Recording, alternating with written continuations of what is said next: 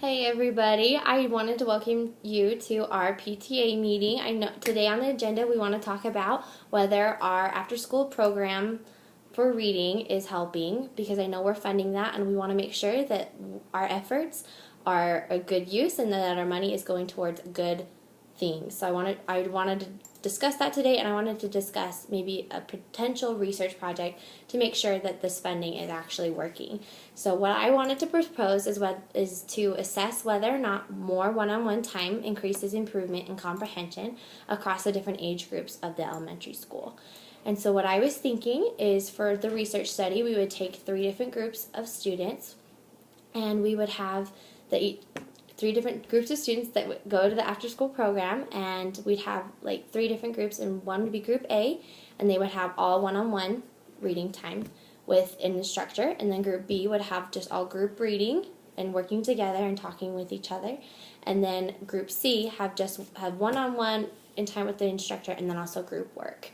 And then afterwards each group would take a test, and we would assess whether or not more one-on-one time helps increase that improvement in that comprehension. And so some of the variables that we would look at would be test scores, like the age differences, like the age groups, and then how much one-on-one time each student gets.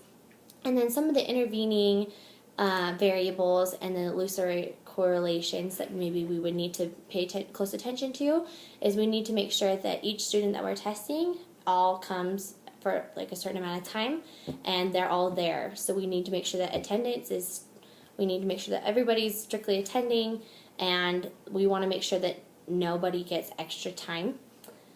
And then some of the biases that could happen, and so we want to try and eliminate those. We would want to make sure that we have people that are working with the kids that the kids won't know them. Like, for example, I know that a lot of our PTA members would love to help in our after-school reading program, but I think for the benefit of this research study, we would want no teachers and no parents to help out, just because we want to make sure that the students don't feel pressure, whether it comes from their parents or their teachers. And so we want to make sure that we don't have teachers or parents pressuring the kids to work on that or to do better while they're testing. And so overall, we want to make sure that they're doing great and that they're testing strong, and the comprehension. So hopefully with this study that they will be able to comprehend everything, and we'll be able to know if our funding is working.